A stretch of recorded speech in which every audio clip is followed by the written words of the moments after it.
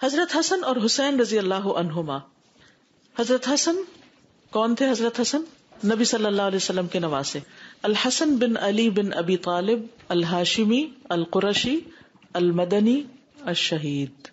ٹھیک ہے، یہ بھی ہاشمی تھے، قرشی تھے، مدنی تھے، کیونکہ یہ مدینہ میں پیدا ہوئے تھے. ان کی کنیت ابو محمد تھی.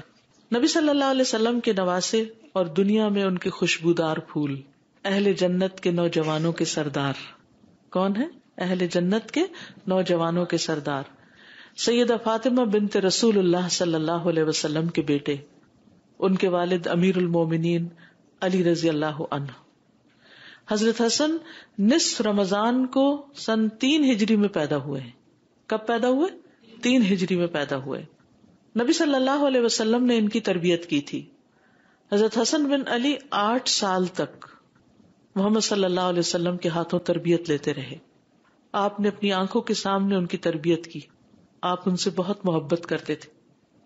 ولادت کے پہلے دن سے ہی ان کی تربیت کی ذمہ داری سنبھال لی. آپ نے ان کا نام حسن رکھا. ان کو برکت کی دعا دی، ان کو گٹی دی، اور آپ ان کے ساتھ کھیلتے تھے. یعنی بچپن سے ہی ان سے محبت کرتے، ان پہ شفقت کرتے، ان کو بوسہ دیتے، ان کو اپنے گلے سے لگاتے، ان کو اپنے کندھوں پر بٹھاتے. ہمارا بچوں کے ساتھ کیا سلوک ہے؟ ہم بچوں کے ساتھ کتنی محبت کرتے، ان کو کتنی توجہ دیتے ہیں. کیونکہ تربیت کرنے کے لیے پہلی چیز یہ ہے کہ ہم ان کو محبت دیں، ان کی غلطیوں کو اگنور کریں اور ان کی تکلیفوں پر صبر کریں. کیونکہ اگر ان کی تکلیفوں پر ہم صبر نہیں کریں گے تو ہم ان کی تربیت نہیں کر سکتے. بچے مسجد میں آئے ہیں، ذرا سا شور ہوا، ڈانٹ ٹپکار شروع ہو گئی، کوئی ادھر ادھر بھاگ رہا ہے تو اس کے پیچھے پڑ گئے، آنکھیں دکھائیں، بال کھینچے، ہاتھ کھینچے، یعنی ان کو ہم ایسی لکس دیتے ہیں کہ وہ چلے جائیں یہاں سے. تو پھر آپ کی مسجدیں آباد کون کرے گا آگے؟ میں سب بڑوں کو خصوصی طور پر تاکید کرتی ہوں کہ بچوں کی طرف سے آئی ہوئی تکلیفوں پر صبر کریں، ان کے ساتھ محبت کریں. ٹھیک ہے، ان کو ڈسپلن کریں، ان کے لیے ایسی ایکٹیویٹیز رکھیں، ان کے لیے ایسی چیزیں سوچیں کہ جس کی وجہ سے وہ نمازیوں کو تکلیف نہ دیں. لیکن صرف ڈانٹ ڈپٹ کر کے ان کو بگانا جو ہے یہ بہت بڑی زیادتی ہے. آپ اپنے لیے کوئی صدقہ جاریہ نہیں کما رہے. ان کے لیے الگ حصہ مخصوص کریں، کچھ لوگ ان کے اوپر ذمہ دار ہوں، وہ بیٹھ کر ان کو بھی کچھ سکھائیں تاکہ ان کا وقت ضائع نہ ہو. یہ نہیں کہ ماں باپ نماز پڑھ رہے ہیں اور بچے جو ہیں وہ آوارہ گردی کر رہے ہیں. کچھ بہنوں نے نماز نہیں پڑھنی ہوتی، وہ خود آگے بڑھ کر والنٹیئر کریں اور وہ ان کی ذمہ داری لیں اور ان کو سنبھالیں. حضرت حسن رضی اللہ عنہ 49 ہجری میں وفات پائے. زہر دیے جانے سے فوت ہوئے تھے. آپ دیکھیے کہ لوگ جو ہیں وہ نواسے رسول کو بھی نہیں چھوڑتے. شیطان اس طرح لوگوں کے پیچھے ہوتا ہے. بقیع غرقد میں اپنی والدہ فاطمۃ الزہرا کے پہلو میں دفن ہوئے. پھر ہیں حضرت حسین رضی اللہ عنہ. حسین بن علی بن ابی طالب بن عبد المطلب بن ہاشم الہاشمی القرشی. ان کی کنیت ابو عبداللہ ہے. پیدائش ہجرت کے 4 سال پیدا ہوئے. تو بڑے کون ہیں؟ حضرت حسن. اور 1 سال بعد پیدا ہوئے حضرت حسین. آپ کے نواسے ہیں نبی صلی اللہ علیہ وسلم کے، کربلا کے شہید ہیں، اور آپ کی بیٹی فاطمۃ الزہرا کے بیٹے، اور دنیا میں نبی صلی اللہ علیہ وسلم کے خوشبودار پھول. ان دونوں کے بارے میں نبی صلی اللہ علیہ وسلم نے فرمایا کہ یہ جنتی نوجوانوں کے سردار ہیں اور ان کے والد ان سے افضل ہیں. یعنی حضرت علی جو ہیں وہ مقام میں ان سے افضل ہیں. آپ کا ان دونوں کے ساتھ بہت تعلق تھا. حضرت حسن کی جب پیدائش ہوئی تو حضرت علی نے ان کا نام حرب رکھا. آپ تشریف لائے، آپ نے پوچھا میرا بیٹا تو دکھاؤ، اس کا نام کیا رکھا ہے؟ حضرت علی کہتے ہیں میں نے کہا حرب رکھا ہے. حرب کا مطلب ہوتا ہے جنگ. آپ نے فرمایا نہیں، اس کا نام حسن ہے. جب حسین پیدا ہوئے تو انہوں نے پھر ان کا نام حرب رکھ دیا. تو نبی صلی اللہ علیہ وسلم پھر تشریف لائے اور فرمایا میرا بیٹا مجھے دکھاؤ، اس کا نام کیا رکھا ہے؟ تو انہوں نے عرض کیا حرب. فرمایا نہیں، یہ حسین ہے. تو اس طرح آپ نے دونوں کے ملتے جلتے نام رکھے اور دونوں ہی بڑے خوبصورت نام ہیں، حسن اور حسین. ملا کر ان کو حسنین بنتا ہے. اب اس سے کیا پتہ چلتا ہے کہ اگر نانا یا نانی یا لڑکی کے پیرنٹس پڑھے لکھے لوگ ہیں تو اگر وہ تھوڑی مداخلت کر کے بچوں کے نام صحیح کرتے ہیں یا ان کی تربیت میں کوئی حصہ ڈالنا چاہتے ہیں تو دوسرے فریق کو اس پر مائنڈ نہیں کرنا چاہیے، ناراض نہیں ہونا چاہیے، بلکہ خوش ہونا چاہیے. ٹھیک ہے نا، اس کو ویلکم کرنا چاہیے. اور اگر نہ بھی ہو تو آپس میں دونوں خاندانوں کی محبت اسی طرح بڑھتی ہے کہ مشورے سے مل جل کے کام کریں. نبی صلی اللہ علیہ وسلم بچوں کے ساتھ کھیلتے تھے. حضرت حسن بن علی کے لیے آپ اپنی زبان نکالتے تھے. آپ اللہ کے رسول ہیں, آپ قرآن کی تعلیم دے رہے ہیں, سنت کی تعلیم دے رہے ہیں, اور جب بچوں کے ساتھ معاملہ کرتے ہیں تو ان کو خوش کرنے والی حرکات کر رہے ہیں. اچھا, اگر ہم میں سے کوئی زبان نکال کے کسی بچے کے ساتھ کھیل رہا تو کہ یہ تو میچور ہی نہیں ہے. نہیں, میچور ہوں جہاں ضرورت ہے میچور ہونے کی, لیکن بچوں کے ساتھ آپ ہر وقت بڑے بنے رہے اور خوف زدہ کرتے رہے ان کو, تو یہ ان کی تربیت میں فائدہ مند نہیں. تو جب وہ آپ کی زبان کی سرخی دیکھتے تو خوش ہو کر اس کو پکڑنے کے لیے ہاتھ آگے بڑھاتے. پھر اسی طرح یعلا بن مرہ کہتے ہیں کہ وہ لوگ نبی صلی اللہ علیہ وسلم کے ساتھ ایک دعوت کے لیے نکلے. تو جب آپ نکلے تو اچانک دیکھا کہ حضرت حسین گلی میں کھیل رہے ہیں. نبی صلی اللہ علیہ وسلم نے اپنے ساتھیوں کو چھوڑا, آگے بڑھے اور آگے بڑھ کر ان کو پکڑنے کے لیے ہاتھ پھیلا دیے, اس طرح آؤ میری طرف. تو وہ ادھر ادھر بھاگنے لگے, جیسے بچوں کی عادت ہوتی ہے نا, جب انہیں کہا ادھر آؤ تو وہ آگے پیچھے ہوتے ہیں. نبی صلی اللہ علیہ وسلم ان کو ہنساتے رہے, یعنی ان کے ساتھ کھیلتے رہے. آخر انہیں پکڑ لیا, اپنا ایک ہاتھ ان کی ٹھوڑی کے نیچے رکھا, دوسرا ان کے سر کے پچھلے حصے پہ رکھا, اور پھر ان کو چوم لیا اور پھر چھوڑ دیا, پھر چلے گئے. اب آپ دیکھیے کہ آپ اپنے کسی کام سے جا رہے ہیں اور بچے کھیل رہے ہیں, اگنور کر کے نہیں چلے گئے بلکہ اپنی محبت کا اظہار کر کے گئے ہیں. کیوں؟ بچوں کو جی اٹینشن ضرور دیں, کیونکہ بچوں کو سب سے زیادہ محبت چاہیے ہوتی ہے. اور پھر ایک بچے کی تربیت صرف ماں باپ نہیں کرتے, نانا نانی, دادا دادی, پورا خاندان, کنبا, قبیلہ, کہتے کہ پورا ولیج ایک بچے کی تربیت کرتا ہے, پوری سوسائٹی کر رہی ہوتی ہے. تو ہر ایک کو اپنا حصہ ڈال دینا چاہیے. کسی کا بھی بچہ ہو, پیار محبت سے آپ اس کو دیکھتے ہیں, اس کو کچھ بھی سکھاتے ہیں. یہاں مجھے کل تیمیہ بتا رہی تھی کہ جو ماشاءاللہ شگفتہ اور سمینہ ہے, اتنا پیار کرتی ہیں بچوں سے, جو بچوں کو سنبھالتی ہیں. کہتے ہیں کہ جب وہ مسجد میں مائیں ان کو لے کر آتی ہیں تو وہ ماں کو چھوڑ کے پھر ان کے پاس بھاگتے ہیں, یعنی ماں سے زیادہ پیار کرتے ہیں. اب آپ دیکھیے کہ ٹھیک ہے ماں کا بھی حصہ ہے, لیکن ان کا حصہ بیچ میں آ گیا ان کی تربیت میں. ان سے جو کچھ ان بچوں نے سیکھا پیار محبت اور شفقت کی وجہ سے, وہ ساری زندگی ان کی شخصیت کا ایک حصہ رہے گا. اور اس طرح یعنی ایک استاد جو ہوتا ہے یا ایک کیئر ٹیکر جو ہوتا ہے اور بچوں کو دیکھنے والا, وہ سارے اس اجر میں پھر برابر کے شریک ہو جاتے ہیں. جی آپ کچھ کہتے ہیں؟ پہلے بچوں کو ہم اٹینشن دیتے نہیں, اور جب وہ پھر اس طرح کی حرکتیں کرتے ہیں تو ہم کہتے ہیں اٹینشن سیکر. جی بالکل. پھر آپ ان کے جذبات کا بھی خیال رکھتے تھے. ایک دفعہ رسول اللہ صلی اللہ علیہ وسلم پچھلے پہر کی 2 نمازوں ظہر یا عصر میں سے کسی نماز کے لیے باہر تشریف لائے, جب آپ حسن یا حسین کو اٹھائے ہوئے تھے. نبی صلی اللہ علیہ وسلم نے آگے بڑھ کر انہیں ایک طرف بٹھا دیا اور نماز کے لیے تکبیر کہہ کے نماز شروع کر دی. جب آپ اپنی نماز میں سجدے میں گئے تو خوب لمبا سجدہ کیا. تو عبداللہ بن شداد کہتے ہیں کہ میں نے سر اٹھا کے دیکھا اتنا لمبا سجدہ کیوں ہے. یعنی بعض اوقات ایسا تھا انسان سوچتے شاید کوئی میں مس کر گیا, میں نے سنا نہیں کہ اللہ اکبر امام نے کہی ہے. تو میں نے دیکھا کہ بچہ آپ کی پشت پر سوار تھا اور آپ سجدے میں تھے, تو میں دوبارہ پھر سجدے میں چلا گیا.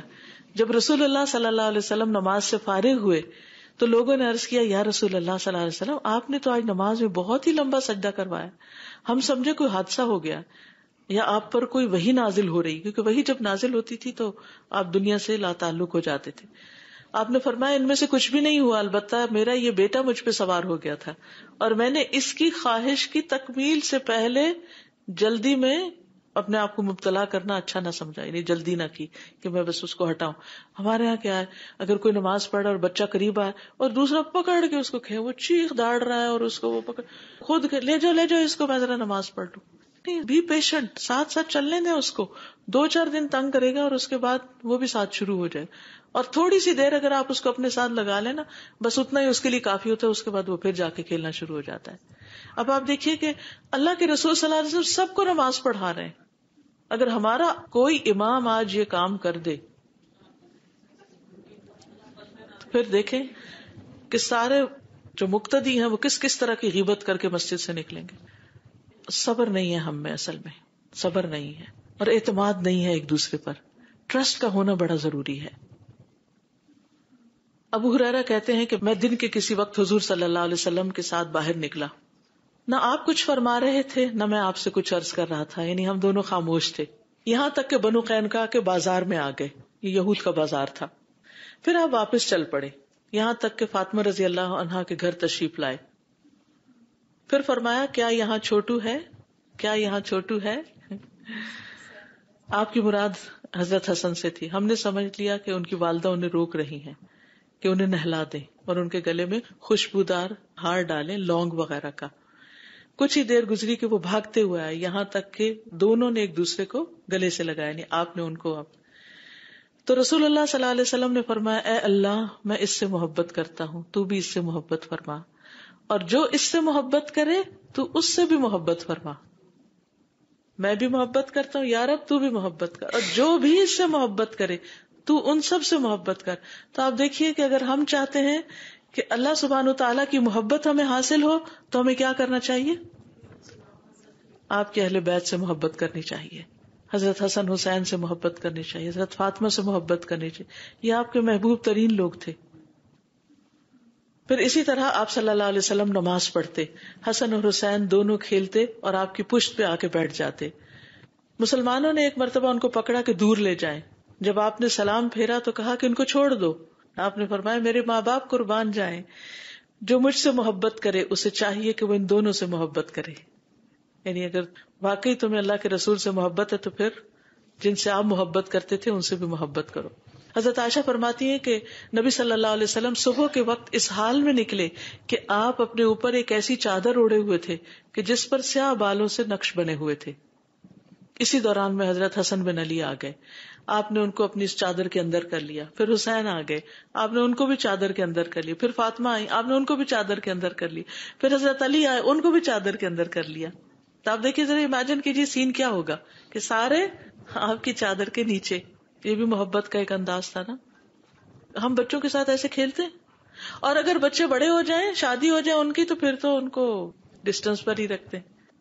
ہم تو ایسا کبھی سوچتے بھی نہیں کہ اچھا بڑے آ گئے ہیں تو بڑوں کا کیا ہے، بڑے بھی بچے ہیں نا، ان کو بھی آجو، تم بھی آجو. کتنا خوبصورت منظر اور کتنا خوبصورت انداز.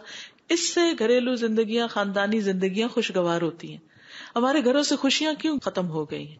محبتیں ختم ہو گئی، تکلف آ گئے ہیں، قدر نہیں رہی ایک دوسرے کی، ایک دوسرے سے بیزاری.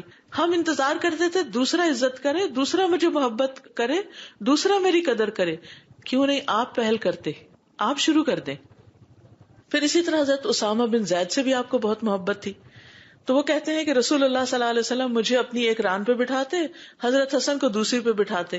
حضرت اسامہ بہت سیاہ رنگ کے تھے کیونکہ ان کی جو والدہ تھی ام ایمن وہ حبشی تھی، سیاہ فام تھی، اور حضرت حسن جو تھے وہ بہت سفید تھے. تو دونوں ایک دوسرے کا کنٹراسٹ تھے، ایک طرف بیٹھا ایک طرف بیٹھا، اور آپ دونوں سے پیار کر رہے ہیں. اور آپ فرماتے اے اللہ ان دونوں پر رحم کر، میں بھی ان پہ رحم کرتا ہوں. اب اس میں حضرت زید جو تھے وہ آپ کے منہ بولے بیٹے تھے، بعد میں اس چیز سے روک دیا گیا، لیکن آپ کو حضرت زید سے بھی بہت محبت تھی. اسی لیے حضرت زید کے جب باپ اور چچا ان کو لینے کے لیے آئے، انہوں نے خود انکار کیا کہ ہم نہیں جائیں گے. نبی صلی اللہ علیہ وسلم نے ان کو اختیار دیا تھا.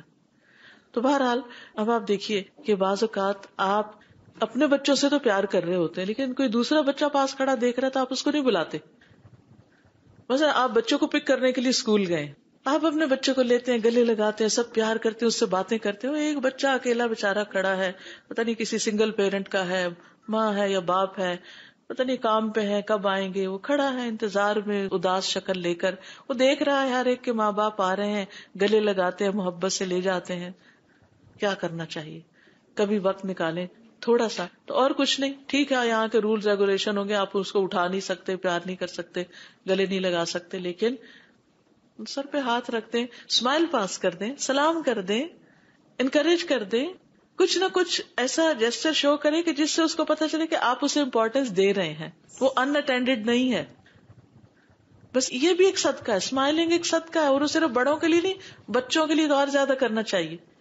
اور اگر مسجد میں آپ دیکھیے الحمدللہ یہاں کی کمیونٹی میں سب رنگوں کے لوگ ہیں، تو اس میں کوئی ہمیں باعث نہیں ہونا چاہیے، اور کوئی رنگ اور نسل کی بنا پر کوئی ریشزم نہیں ہونا چاہیے، نسلی تعصب نہیں ہونا چاہیے.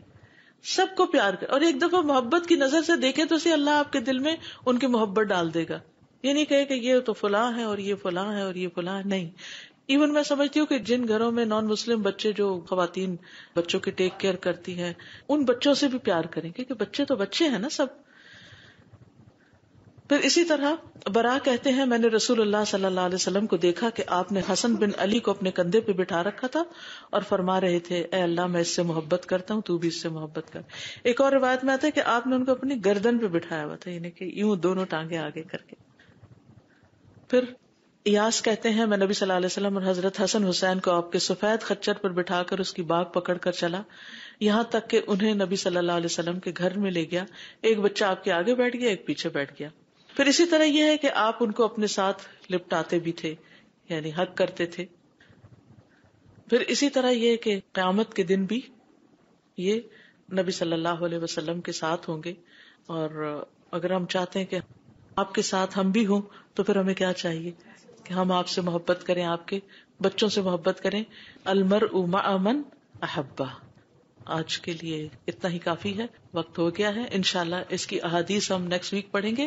جی آپ کچھ کہنا چاہیں؟ سازا جیسے نبی صلی اللہ علیہ وسلم ان سے بہت محبت کرتے تھے اور بہت ساری آپ نے مثالیں دی، تو انہوں نے اللہ سے دعا کی کہ اللہ آپ بھی ان سے محبت کریں. تو آپ کی بات مجھے یاد آئی تھی، آپ نے کہا تھا کہ ہم اپنے بچوں کے لیے کیوں نہیں مانگتے. تو الحمدللہ اس دن سے ایک عادت بنائی کہ اللہ تعالیٰ میں اپنے بچوں سے محبت کرتی ہوں، آپ بھی ان سے محبت کریں. الحمدللہ. اوکے، سبحانک اللہم و بحمدک، اشہد ان لا الہ الا انت، استغفرک و اتوب الیک. السلام علیکم و رحمۃ اللہ وبرکاتہ. اللهم صل على محمد وعلى آل محمد كما صليت على إبراهيم وعلى آل إبراهيم إنك حميد مجيد. اللهم بارك على محمد وعلى آل محمد كما باركت على إبراهيم وعلى آل إبراهيم إنك حميد مجيد.